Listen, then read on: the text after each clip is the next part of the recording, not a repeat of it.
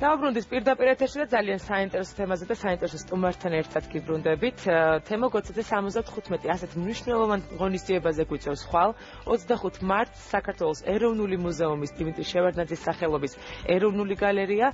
სწორედ ხვალ შეუსრულდება საქართველოს სახალხო მხატვარს თემო გოცეზე 75 წლის იუბილე და სწორედ ამ თარიღს მიეძღვნება გამოფენა სახელწოდებით ლურჯაცხენებიდან აბსტრაქციებამდე და სწორედ ხვალ ასევე მხატვრის კატალოგის პრეზენტაციაც შედგება და ჩვენ გვიხარია რომ დღეს ჩვენი სტუმარი თავად თემო გოცაძეა. დიახ, ადამიანი, რომელმაც თამამად შეიძლება ითქვას, რომ თავისი მოღვაწეობით შეიტანა წვლილი ქართული ხელოვნების განვითარებაში. ჩვენ ამაზე ვისაუბრებთ. დიდი მადლობა პირველ რიგში ბატონ თემო რომ ნამდვილად არა, თამამად შემიძლია ეს ვთქვა და ძალიან და ბევრი ადამიანი მეთანხმება ამაში დარწმუნებული ვარ. დიდი მადლობა რომ ხართ ჩვენთან ერთად და ერთი დღით ადრე გილოცავთ იუბილეს. ესე იგი ხვალ დაიგეგმა ხვალისთვის ძალიან ისეთ მასშტაბური ექსპოზიცია და დარწმუნებული ვარ რომ ძალიან ბევრი ადამიანი მოვა და თავისი თვალით ნახავს ამ ყველაფერს. საინტერესოა რა პერიოდს მოიცავს გამოფენა სახელწოდებით ლურჯაცხენებიდან აბსტრაქციებამდე და მოგვიყეთ აი ამ პროექტის შესახებ. დიდი შემოვნებით მივესალმები მაყურებელს. მშვიდობის ძილას უსურვებს უყოლას, მიუხედავად იმ ინფორმაციების შემდეგ, რაც ჩვენი ეთერები გადაიცა ტერორიზმთან დაკავშირებით. რაც შეეხება გამოფენას, გამოფენა ფაქტიურად არის უკანასკნელი 15 წლის შემოქმედი ნამუშევარი. ეს არის 2001 წელს უნდა იყო დიდი გამოფენა 70 წლის თავზეთ, სადაც რეტროსპექტიული გამოფენა იყო და ყველაფერი გამოიფინა თუ კი რამ მანამდე გაკეთებული იყო.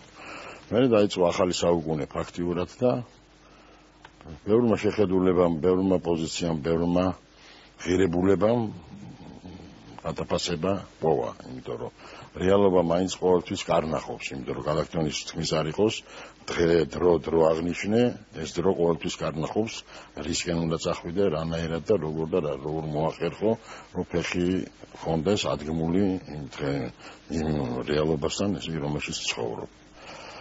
სხვაფრივ გამოფენა იყო ერთადერთი საღდარი თუ შეიძლება ასე ითქვას, იმ გაუსაძლის პირობებში, რომელშიც ჩვენ ვიყავით და მე ასეც დავარქვი მეთქი, რომ ის იყო წინააღმდეგობაში მოსული იმ ძიმე მდგომარეობასთან და იყო სურვილი დღესასწაულის. და გამოფენა თავისთავად თავისი ფერადოუნებით რამდენად არის დღესასწაული ეს მაყურებელმა განსაჯოს, მაგრამ ჩემთვის ნამდვილად დღესასწაული იყო, იმდენად რამდენადაც ესე იგი იყო სურვილი და მცდელობა, რომ რაც შეიძლება ნათელი ყოფილიყო, რაც შეიძლება ნათელი ყოფილიყო, რაც შეიძლება ესე იგი თბილი ყოფილიყო, რაც შეიძლება ჰაეროვანი ყოფილიყო და ამდენად ესე იგი მე მგონი ეს ამოცანა ამ გამოფენას შესრულებული აქვს. ეს გამოფენა ცხადია რომ სამინისტროს კულტურის სამინისტროს გარეშე ვერ შედგებოდა, ეროვნული მუზეუმის გარეშე ვერ შედგებოდა, ეს გამოფენა ვერ შედგებოდა ძალიან ბევრი შემადგენელი ნაწილის გარეშე. თბილისის მერიის კულტურის სამსახურის გარეშე, ესე იგი ეს აუცილებელია ამის აღნიშვნა, იმიტომ რომ დღეს თუ რამ კეთდება ამ დონე სახელმწიფო დონეზე, ეს სამი ორგანიზაცია ახერხებს ამის გაკეთებას. დიახ, ცნობილი და დამსახურებული მხატვარი საოცრად ნაყოფიერი შემოქმედება და ძალიან ბევრი მნიშვნელოვანი გამოფენა. ეს ყველაფერი ჩვენთვის ჩვეული ამბავია, როცა თქვენ სახელს და გვარს უკავშირდება ეს ყველაფერი, თუმცა ალბათ განსხვავებულია განწყობა ხვალინდელი დღის მიმართ, რადგან საიუბილეო დღე არის და საინტერესოა როგორ ემზადებით კონკრეტულად ხვალინდელი დღისთვის თქვენ პირადად. ვიცი, მე რო გითხრათ, დღესასწაულები არასდროს არ მიყვარდა და არც არ მიყვარს. სად უნდა გიყვარდეს ახლა 75 წლის შესრულება.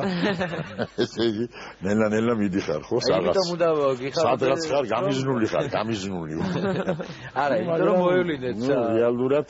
რეალურად არის ის, რომ უბრალოდ მექნება საშუალება გადავხედო ერთიანობაში ამ 15 წლის ნამუშევარს, ხო, რეალურად მთლიანი შეჯამება ვერ გამოდის, იმიტომ რომ აქ არის მარტო ერთი პერიოდია გამოფენილი, ეს რეტროსპექტივა არ იქნება, ვერ იქნება უბრალოდ, იმიტომ რომ იმ სივრცეში, რომელშიც ვიფინები, ეს რეტროსპექტივა არ დაეტევა ელემენტარულად.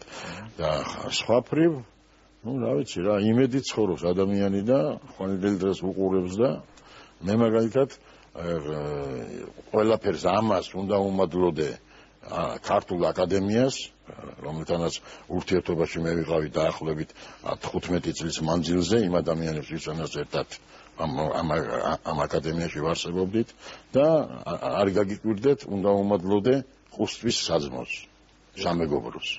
სადაც 20-25 წლის მანძილზე იყო ყოველდღიური საშუალება იმისა, რომ შენ შეგენარჩუნებინა შენი სულიერი მდგერადობა, გადაგემოწმებინა შენი არსებობა თუ პოზიციები უამრავ ადამიანთან ელემენტარულად და ჯანსაღი ცხოვრების წესით ეცხოვრა. ეს რომ არ ყოფილიყო, დამერწმუნოთ მე თქვენ იმ ჩარეცხვის მერე, რაც ჩაირეცხა ძალიან ბევრი და ძალიან დიდი რაღაცეები ჩვენ ქვეყანაში არა, ძალიან ძნელი იქნებოდა, გადარჩენა იქნებოდა ძალიან ძნელი. ბატონო არჩევნებზე არ კითხოთ და აგთხოვოთ თქვენი აზრის დაფიქსირება თანამედროვე მხატვრობასთან დაკავშირებით. ბუნებრივია 21 საუკუნემ ძალიან ბევრი რამ შეცვალა და ასე ვთქვათ მისი ესთეტიკის მხარეც კი უფრო სხვაგვარი გახდა. თუ შეგიძლიათ რომ აი შევადაროთ ვთქვათ როგორი იყო საკმაოდ ძიმე და ძნელი საუბარია და ზუსტად ეს მაინტერესებს თქვენი შეფასება. აი რა მოგწონს და რა მოგწონს რომ გამოგწონს. მე იმდენად რა ვიცი თუ მაქვს ამის უფლება იმის გამო რომ დაახლოებით 25 წლის მანძილზე ესე იგი ვიყავი გენერალური დირექტორი სამუზეუმო საგამოფენო გაერთიანებისა, რომელიც საქართველოში და საზღვარგარეთაც აწყობდა ყველა იმ გამოფენას, რაც კი იბადებოდა ჩვენს. აი რა ტენდენციები შეიძლება? ეხლა მე გეტყვით რა, ფაქტიურად არაფერი არ არის. არაფერი არ შეიცვალა? ფაქტიურად არაფერი არ არის. მე რომ ვთქვა, ხო მეკითხებით ელემენტარულად არა, მე არ ვიცი რა ხდება ქართულ სამხატვრო დღეს. იმიტომ რომ არ არსებობს ის გამოფენები, რომელზეც წლის მანძილზე სამჯერ, ესე იგი ქართული მთელი საქართველოს მხატვრობა იფინებოდა და თუ კი რა მახალი იყო, ესე იგი ისიდებოდა. პატარა გალერეები არსებობს, უამრავი პატარა გალერეა არის, მაგრამ პატარა გალერეაში თვითონ ერთი ავტორის გამოფენა 10 ნამუშევრის ან 15 ნამუშევრის ფარგლებში საერთო სურათის იმას ვერ იძლევა. მეორე უბედურება არის კიდევ. იმის გამო რომ სახელმწიფოს არ ქონდა უკანასკნელი 25 წლის მანძილზე შეძენის საშუალება, ფიზიკურად ნამუშევრების შეძენის საშუალება, ყველაფერი საუკეთესო გაიყიდა კაპიკებად და გავიდა საზღვარგარეთ. ეს უკვე რეალურად არის ის სიტუაცია, რომ ჩვენ რომ მოგვინდეს დღეს თანამედროვე სახვითი ხელოვნების მუზეუმის გაკეთება, რეალურად არ არსებობს ეს მუზეუმიც სახელმწიფო დონეზე. იმიტომ რომ ახლა კერძო მუზეუმები შენდება და ეგრე ზურაც ერთი და ბატონი გია ჯოხტაბერიძეც გააკეთებს მეორეს. სხვადასხვა წინვალე შენობაა და წინვალე ინფრასტრუქტურით. და დარწმუნებული ვარ რომ კაი მუზეუმი იქნება, მაგრამ მე მაქვს საუბარი სახელმწიფო მუზეუმზე. იმიტომ რომ კერძო მუზეუმები გამოფენს ნუ კაი 20, ნუ 50 მხატვარს, ხო? ესე იგი მეც ვერა რეალურად იქიდან გამოსული თუ რა მოსწონს მას, მაგრამ სახელმწიფომ უნდა დააფიქსიროს ის რაც ხდება, ესე იგი მის კულტურულ სივრცეში ამ ხრივ. ჩვენ ამას არ ვაკეთებთ, ჩვენ ამას ვერ ვაკეთებთ ელემენტარულად. და დაგვემართა ეს რაც დაემართა რუსეთს. 20 წლებში გავიდა ყველაფერი გარეთ და მალევიჩებით, კანდინსკებით და რა ვიცი მე უამრავი ესე იგი რუსი გენიოსი მხატვრებით ისარგებლა მთელმა მსოფლიომ, ისარგებლა ევროპამ, გარდა რუსეთისა. რუსეთი ჩაეფლო იმ ტრაქტორების და იმ ესე იგი იმების ხელოვნებაში, სოციალიზმში ელემენტი. რა უნდა გავაკეთოთ ამ ყველაფერში? არაფერი, სახელმწიფომ უნდა აიღოს თავის თავზე რაღაცეები. თანამედროვე ხელოვნების მუზეუმი უნდა არსებობდეს, რომლის გამგებლობაში იქნება თანხა, რომლითაც წლის მანძილზე ის რაღაცა ნაწარმოებებს შეიძენს. და ეს იქნება ის ფონდი, რომელიც ნელა განთავსდება და წარმოჩინდება ქართული სახვითი ხელოვნება. რეალურად დღეს ჩვენ სურათს ვერ ვფლობთ. მდგომარეობას ვერ ვფლობთ ელემენტარულად. უამრავი საინტერესო მხატვარია, მე ამით იმის არ მინდა რომ მხატვრობა საქართველოში მოკვდა. უამრავი საინტერესო მხატვარია. ძალიან აი ეხლა არის მაგალითად მერაბ აბრამიშვილის გამოფენა არის ზურაბ-წერეთლისიაში უწყინვალესი გამოფენა არის. ძალიან დიდი რანგის მხატვრის გამოფენა არის. ასეთ იცით რამდენია? ძალიან დამერწმუნეთ, იმიტომ რომ მე ვარ საქმის გულში ბევრია. ჩვენ ვერ ვახერხებთ ამის წარმოჩინებას.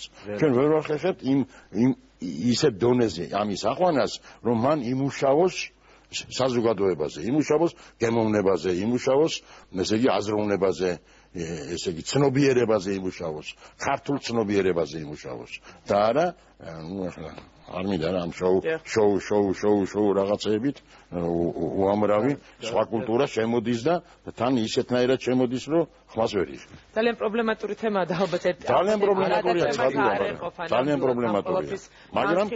მაგრამ კი მაინც ვამბობ რომ შემოქმედებითი ცხოვრება საქართველოში არ შემწყდარა. რა თქმა უნდა და კვლავ თქვენ შემოქმედებაზე გავაგრძელოთ საუბარი. თქვენი ნამუშევრები მსოფლიოს სხვადასხვა მუზეუმსა თუ გალერეაშია დაცული და საინტერესოა კატალოგში რომლის პრეზენტაციაც სწორედ ხვალ გაიმართება თქვენს საიუბილეო დღეს აი რა ნამუშევრებია შესული. აქა ძველი მარტო ერთია ლურჯაცხენები მარტო. სანჩინ ყველა ახალი. ყველაფერი არის ახალი. ყველაფერი არის აბსოლუტურად ახალი და ქვეყნდება პირველად. და ქვეყნდება პირველად. პირველად ქვეყნდება. აი ლურჯაცხენები აჩვენეთ და ეს პირველივე ნამუშევარი. ეხლავე უბრალოდ გარედანაც კი. არა, გარედან ესკიზია და აი ეს არის.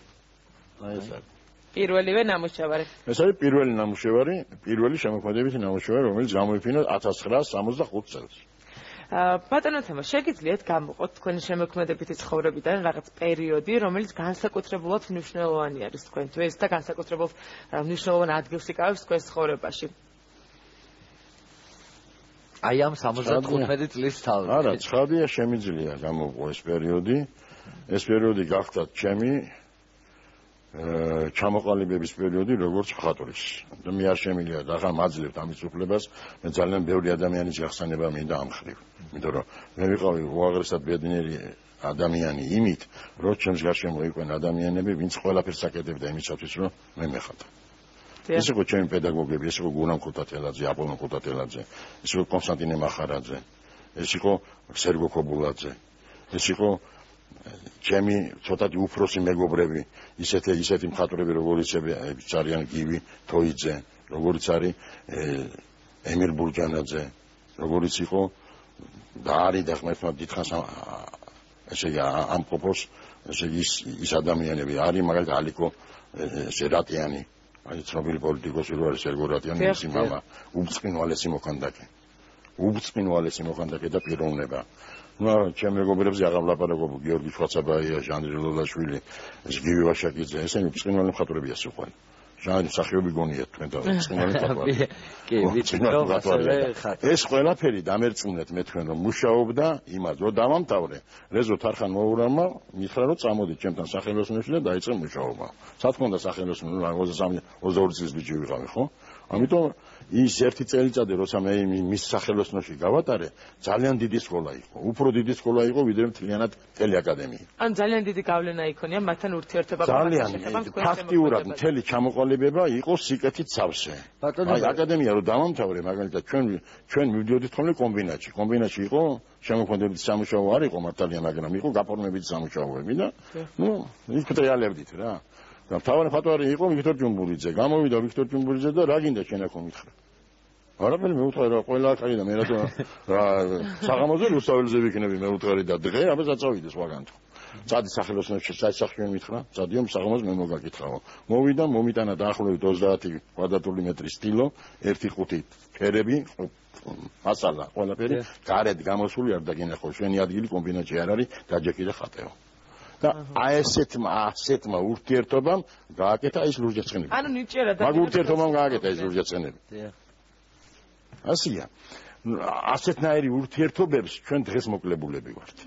იცით რატო ვართ მოკლებულები? იმიტომ რომ ფაქტიურად მოკლებულები ვართ სივრცეს, რომელშიც ჩვენ წელიწადში ძალიან ხშირად ურთიერთობები გქონდა. ბატონო, აი ინსპირაციას რა გაძლევთ? როდესაც ახალი ნამუშევრის შექმნას იწყებთ, ამ შეიძლება გიბიძგოთ. ძალიან ბევრი რამე. ესე იგი, ჩემთვის მაგალითად ცოტა სხვანაირად არის რა.